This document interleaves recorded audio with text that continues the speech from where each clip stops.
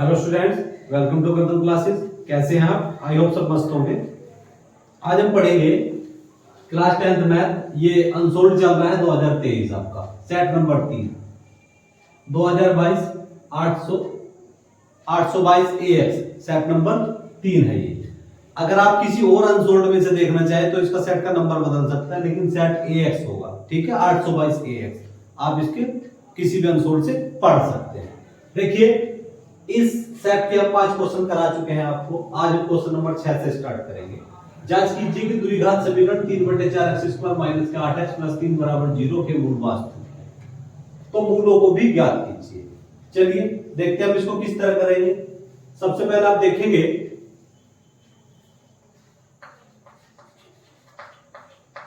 आपको दिया है 3/4x² 3/4x² माइनस के 8x प्लस के 3 बराबर 0।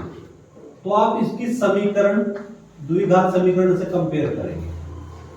समीकरण ax² bx प्लस c बराबर 0 से इसकी आप तुलना करेंगे। तुलना, चलिए तुलना करने पर तो a बराबर किसके हो गया? a बराबर हो गया 3/4 और b बराबर किसके हो गया? माइनस के 8 और c बराबर हो गया जी 3। ठीक है, अब हमें क्या करना है? अब आप विविध कर का फॉर्मूला लगाएंगे। तो लिखेंगे विविध कर d बराबर b² माइनस का 4ac। तो b² minus 4ac minus b क्या है? माइनस का 8 का वर्ग 4a का मान है 3/4 और c का मान कितना है जी? 3। देखिए 4 से 4 कैंसिल हो गए। माइनस 8 का वर्ग कितना होगा? 64 और 3 का 3 किया 9। अब 64 में से हम 9 घटाते हैं तो कितना बचेगा भाई? ये बचेगा 55। कितना बचेगा? 55 बचेगा। अब ध्यान देंगे 55 बड़ा है 0 से। 55 किससे बड़ा है? 0 से। मतलब ध्यान दीजिए, यदि b² माइनस 4ac बड़ा है 0 से या d बड़ा है 0 से तो समीकरण के मूल कैसे होंगे? वास्तविक होंगे। समीकरण के मूल कैसे होंगे? वास्तविक होंगे। अब जब समीकरण के मूल वास्तविक है तो मूलों की संख्या भी ज्ञात करनी है। तो यह लिखेंगे, लिखिए अतः समीकरण के मूल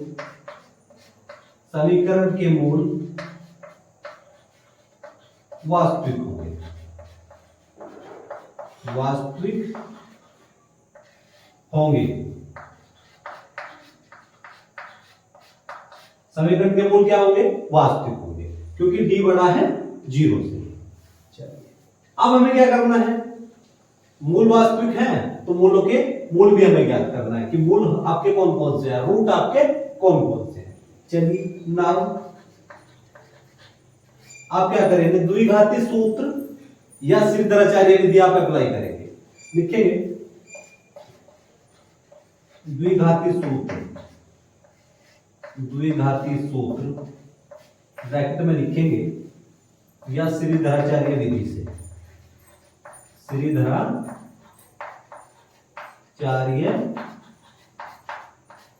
द्विघाती सूत्र या श्रीधराचार्य विधि से। अब हमें क्या करना है? इसमें समझेंगे। अब फॉर्मूला अप्लाई करेंगे। x = -b plus minus √b² minus का 4ac और बटे किसके? 2a। बटे हो गया जी 2a। तो x = -b plus minus √b² minus 4ac बटे 2a। ये आपका श्रीधराचार्य या द्विघाती सूत्र है। चलिए इसमें इसकी आप अप्लाई करेंगे। तो x = -b क्या है भाई? -b मतलब माइनस के 8 प्लस माइनस √b²। तो -8 का वर्ग माइनस 4a ए का मान क्या है भाई 3/4 और सी का मान क्या है, सी का मान है 3 बटे किसके 2a बटे है जी अपॉन में है 2a, ए का मान कितना है 3/4 3/4। अब आप ध्यान देंगे यहां 4 से 4 कैंसिल हो गए, तो x इज इक्वल टू ये हो गया माइनस माइनस प्लस, तो +8 प्लस माइनस अंडर रूट। अब ध्यान देंगे -8 का वर्ग कितना हो जाएगा 64 माइनस के 64, अभी कितना हो गया 3 तिया 9 बटे किसके बटे हो गया, देखिए इसमें इसको डिवाइड कर दूंगा 2 बार, तो 3/2 कितना हो गया 3/2। आप क्या करेंगे 2 को आप ऊपर ले जाएंगे, चलिए 2 को आप ऊपर ले जाएंगे ऐसे घुमा करके, तो x इज इक्वल टू ये होगा 2 8 प्लस माइनस। अब ध्यान देंगे 64 में से आप 9 घटा देंगे तो कितना बचेगा भाई 55 बचेगा, तो ये हो गया 55 बटे किसके बटे हो गया 3।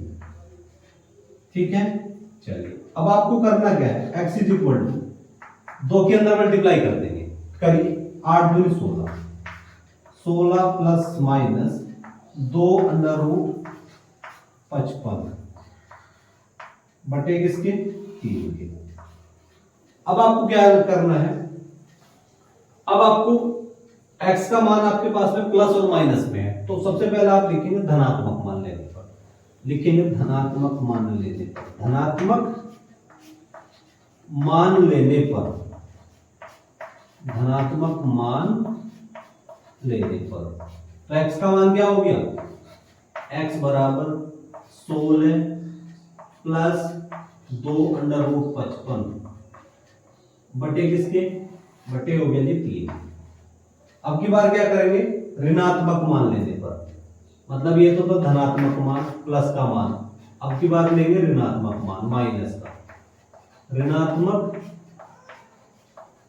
मान लेने पर, ऋणात्मक मान लेने पर, तो x बराबर 16 माइनस 2 अंडर रूट 55 और बटे किसके हो गया 3, तो ये आपके मूल हो गए।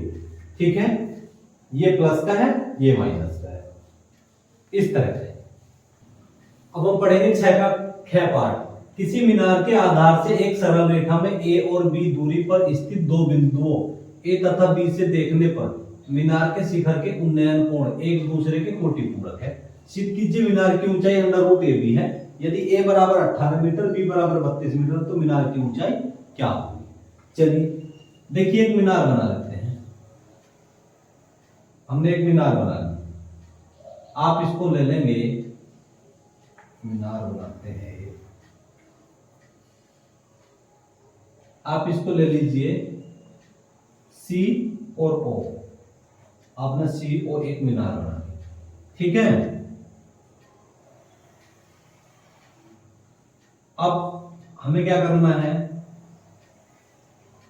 देखिए किसी मीनार के आधार से एक ही सरल रेखा में a और b दूरी पर स्थित बिंदुओं a तथा b से, आप एक काम कर लेंगे, एक को बिंदु a ले लेंगे, एक को b ले लेंगे।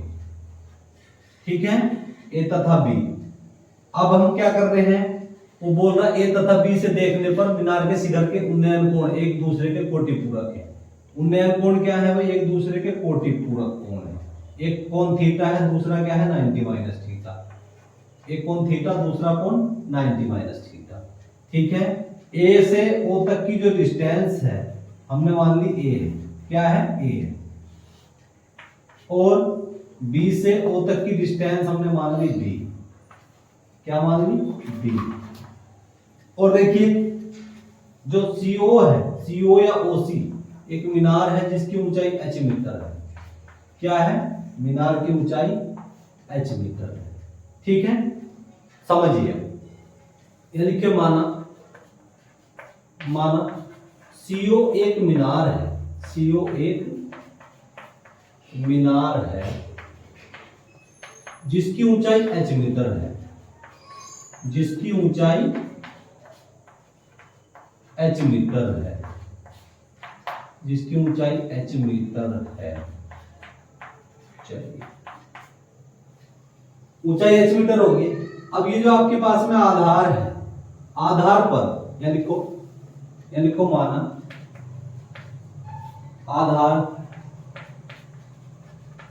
आधार पर क्या है भाई, आधार पर A व B दो बिंदु इस प्रकार है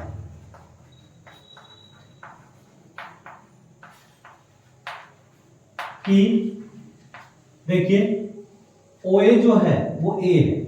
OA बराबर क्या है भाई, OA बराबर है A, ठीक है। OA बराबर क्या हो गया A, और OB बराबर क्या हो गया B, OB बराबर हो गया B, ठीक है। OA बराबर A, OB बराबर B। अब और क्या दिया है, A तथा B से देखने पर मीनार के शिखर के उन्नयन कोण एक दूसरे के कोटि पूरक है। तो यहां लिखेंगे दिया है या प्रश्नानुसार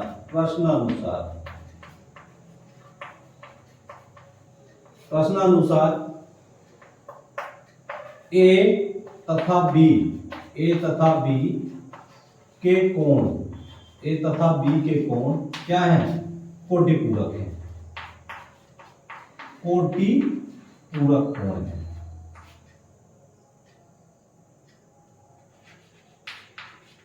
कोटि पूरक कोण है या पूरक कोण है।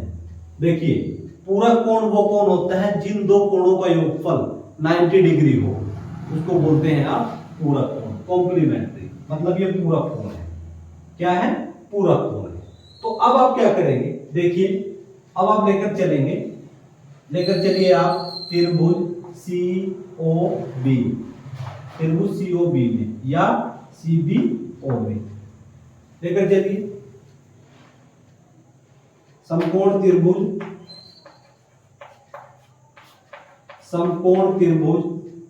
CBO में क्या होता है, देखिए लंब बटे आधार होता है tan थीटा। CBO बराबर tan 90 माइनस थीटा बराबर h बटे बी। tan 90 माइनस थीटा क्या हो गया,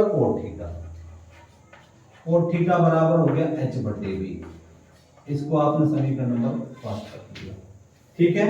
अब समकोण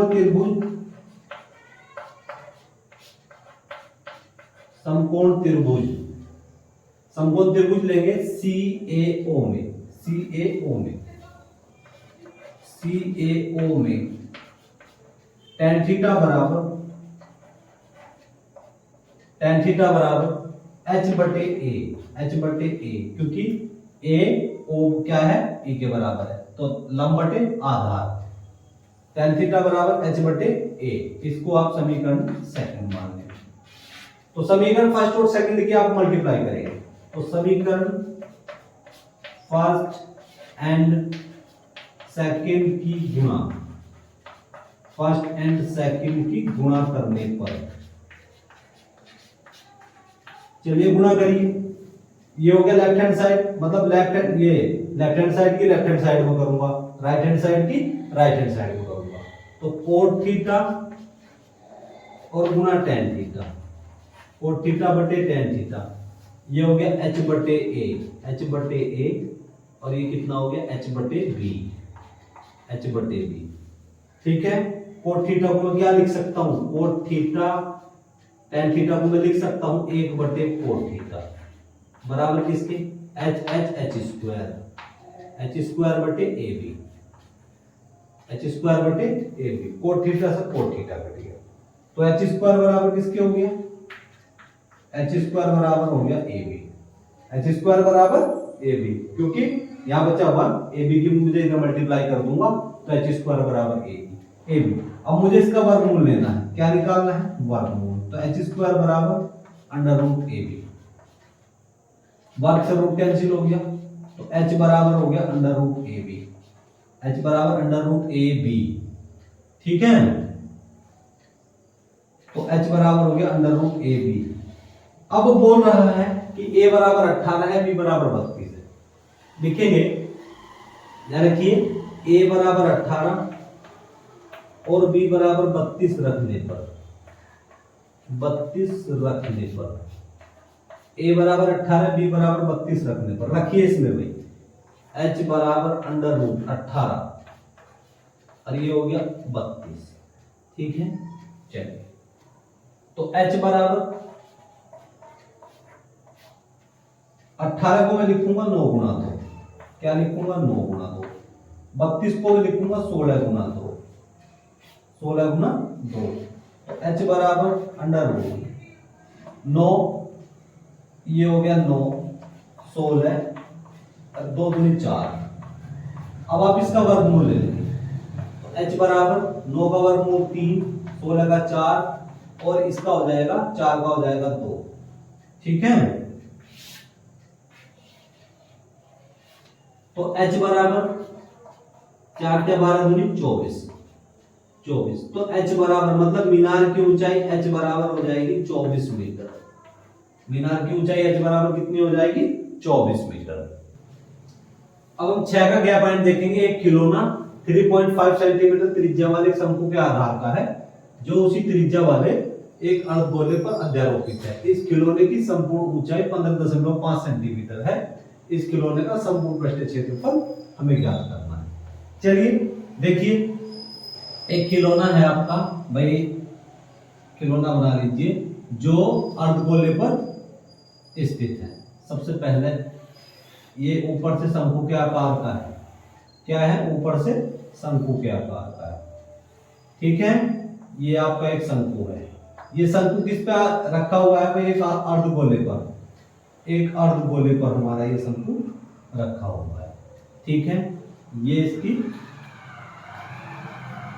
देखिए, इसकी जो त्रिज्या है 3.5 सेंटीमीटर त्रिज्या वाले एक शंकु के आधार का है खिलौना। शंकु के आधार का है, तो इसकी त्रिज्या कितनी हो जाएगी? 3.5 सेंटीमीटर।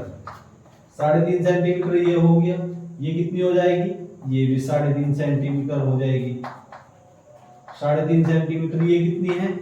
3.5 सेंटीमीटर है। ठीक है, ये सब 3.5 सेंटीमीटर है। अब जो त्रिज्या वाले एक अर्धगोले पर अध्यारोपित है, इस खिलौने की संपूर्ण ऊंचाई, खिलौने की संपूर्ण ऊंचाई कितनी है भाई? 15.5 सेंटीमीटर है। 15.5 सेंटीमीटर है ये संपूर्ण ऊंचाई, यहां से यहां तक की ऊंचाई। इसकी ऊंचाई कितनी है? 3.5 सेंटीमीटर है।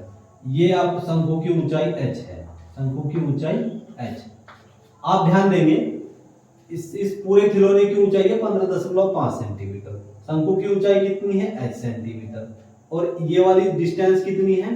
मतलब इस गोले की, अर्धगोले की, यह 3.5 सेंटीमीटर त्रिज्या। तो अगर हम क्या करें, शंकु की ऊंचाई हमें निकालनी है, तो 15.5 में से 3.5 सेंटीमीटर हम निकाल लेंगे, शंकु की ऊंचाई निकल जाएगी। तो क्या करेंगे, सोल्व करते हैं। चलिए इसको सबसे पहले लिखेंगे मान, लिखिए शंकु के आधार की त्रिज्या, शंकु के आधार की त्रिज्या, शंकु के आधार की त्रिज्या r बराबर किसके है भाई? शंकु के आधार की त्रिज्या r बराबर है 3.5 सेंटीमीटर। 3.5 सेंटीमीटर। ठीक है, और क्या है भाई? गोला। तो यहां लिखेंगे अर्धगोले की त्रिज्या, अर्धगोले की त्रिज्या, अर्धगोले की त्रिज्या, अर्धगोले की त्रिज्या r बराबर है 3.5 सेंटीमीटर। अब हमें निकालनी है शंकु की ऊंचाई। ये जो आपको शंकु दिया है, इस शंकु की ऊंचाई h निकालनी है। तो शंकु की ऊंचाई,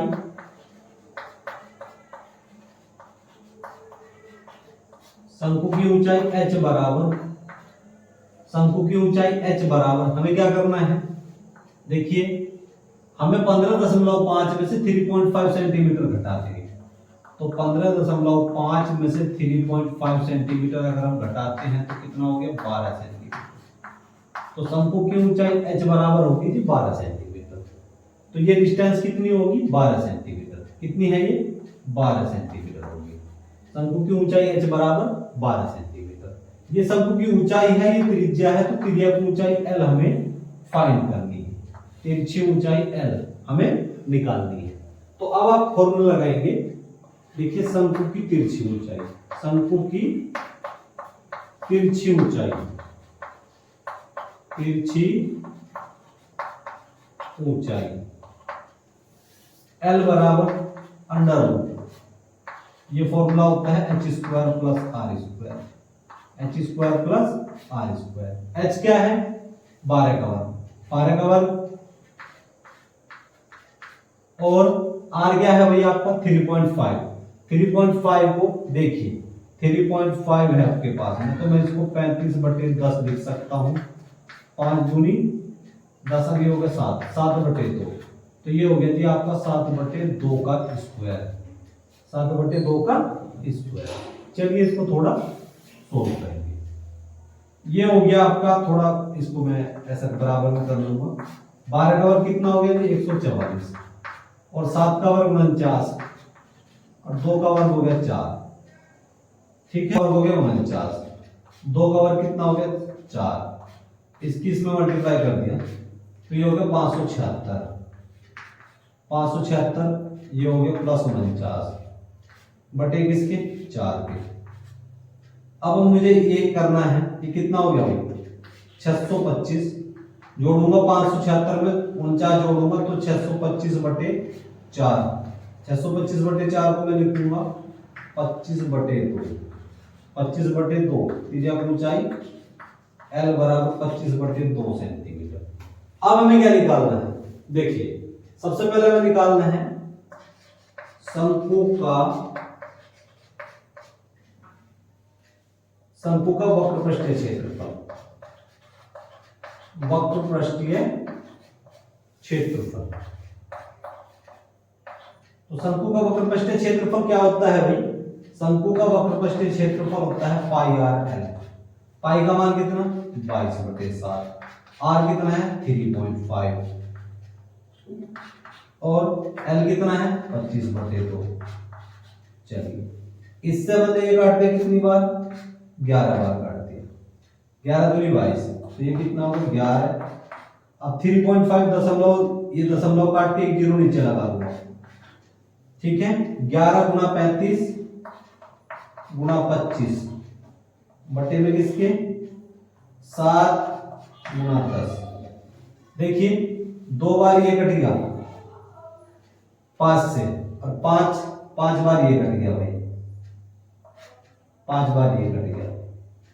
ठीक है, और ये कितनी बार कट गया 7 पंजे 35, तो ये कितना हो गया 11 गुना 25, 11 गुना 25/2, 11 गुना 25/2, 25 की 11 बार मल्टीप्लाई कर दूंगा तो 25 धाम कितना हो जाएगा भाई, 25 धाम हो जाएगा आपका 250। 250 में मैं 25 और जोड़ दूंगा 275, 275/2, 2 से 275 को भाग दे देंगे तो 13 दूनी 26 हो गया। 27 में 26 घटा दिया 1, ये हो गया 5। ठीक है, अब 2 सत्ते 14, 15 में 14 घटा दिया 1, दशमलव लगाकर 0 होता है, तो 137.5 कितना हो गया 137.5 सेंटीमीटर, 137.5 सेंटीमीटर। ठीक है, चलिए ये हो गया शंकु का वक्र पृष्ठीय क्षेत्रफल। अब हमें निकालना क्या है, अब हमें निकालना है शंकु का अर्धगोले का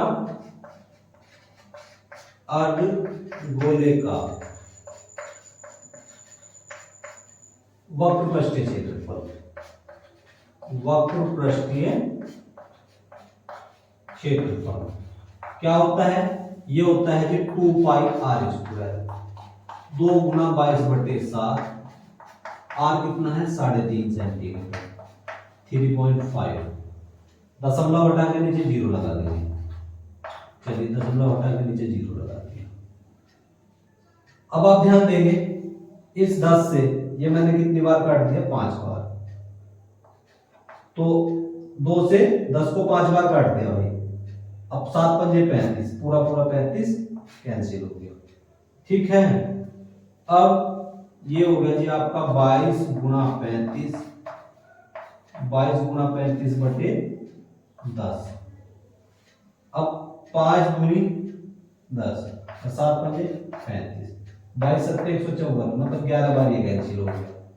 तो 11 सत्ते 77 सेंटीमीटर। ठीक है, क्षेत्रफल में होता है सेंटीमीटर स्क्वायर, तो सेंटीमीटर स्क्वायर।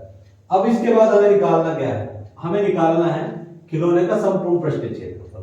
तो लिखेंगे खिलौने का संपूर्ण पृष्ठीय क्षेत्रफल, खिलौने का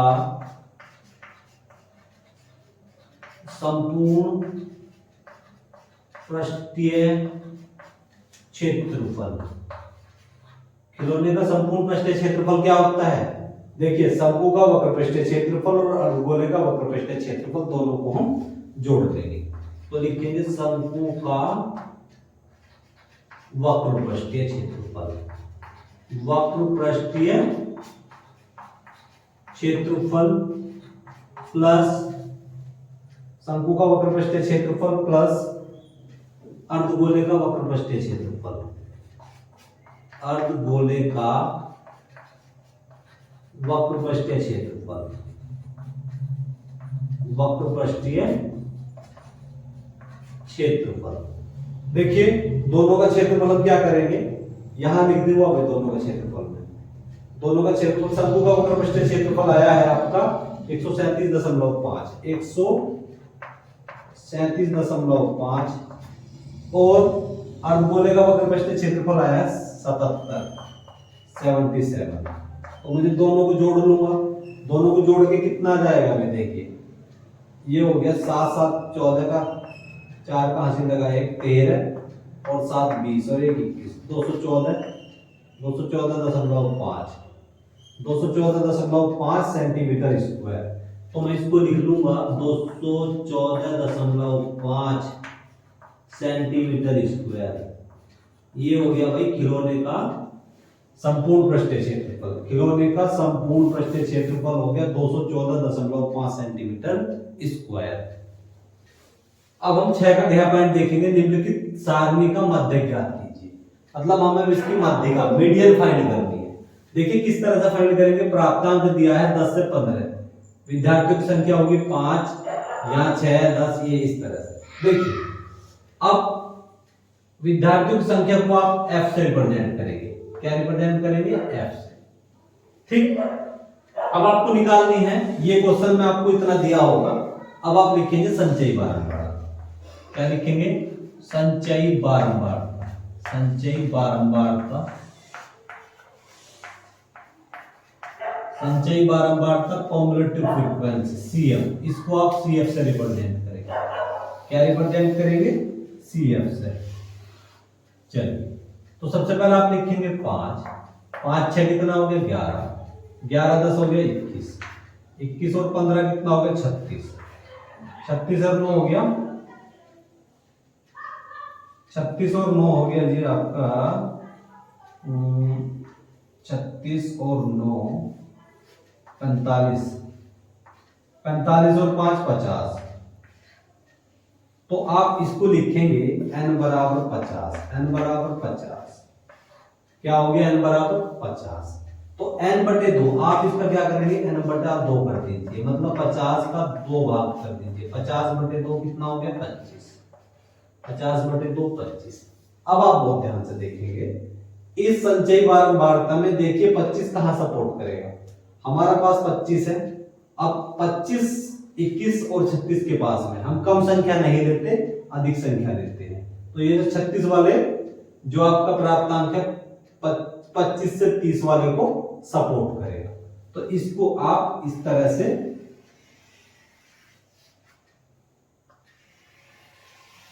नोट कर लेंगे।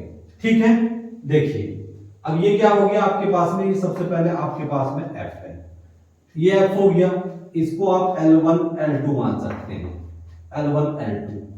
ठीक, ये f हो गया, ये L1 L2 हो गया, ये CF हो गया। क्या है ये? CF या CFB लिख सकते हैं। अब आपको निकालना है मध्य। क्या निकालना है? मध्य। मध्य का फॉर्मूला होता है L1 plus L2 minus L1 upon F और N/2 माइनस का CF। ठीक है, L1 क्या है भाई? L1 है आपके पास में 25। कितना हो गया? 25। L2 कितना हो गया? 30। तो 30 माइनस 25 बटे F कितना है? 15। F कितना है? 15। N/2 कितना है? N/2 मतलब 50। N/2 है 25। कितना N/2? 25। और CF कितना है? CF है जी आपके पास में 21। CF है 21। तो 25 प्लस 30 में से 25 घटा दिया 5। 5 बटे 15, ये कितना हो गया? 25 में से 21 घटा दिया, ये हो गया 4। ठीक, तो 25 प्लस 15 से इसको काट दिया मैंने 3 बार, तो 4/3। 4/3। 3 से 4 को भाग दे दीजिए, 3 एकम 3। 4 में से 3 घटा दिया 1, दशमलव लगाकर हमने लगा दिया 0।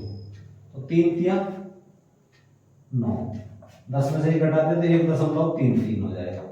कितना हो जाएगा? 1.33। तो 25 प्लस 1.33, इस तरह से ये चलता रहेगा। ठीक है, तो 25 में मुझे क्या करना है? एक जोड़ दूंगा तो 26.33। आप इसको लगभग लिख सकते हैं या यही छोड़ देंगे। तो ये क्वेश्चन आपका क्लियर हो गया। आशा है ये वीडियो आपको समझ आया होगा। यदि मेरे द्वारा पढ़ाने में आपको कोई बेनिफिट हो रहा हो तो प्लीज चैनल को लाइक, शेयर एंड सब्सक्राइब करें, ताकि हमारी आने वाली वीडियो का नोटिफिकेशन आपको मिलता रहे और आप अपनी अच्छे से बोर्ड एग्जाम की तैयारी कर सकें। और मैं आपसे पूरा पक्का प्रॉमिस कर रहा हूं कि जब तक आपकी बोर्ड एग्जाम की पूरी तैयारी नहीं कराऊंगा तब तक वीडियो बनाना नहीं छोड़ूंगा। ठीक है, अब हम आपसे मिलेंगे नेक्स्ट लेक्चर में। तब तक के लिए जय हिंद, जय भारत।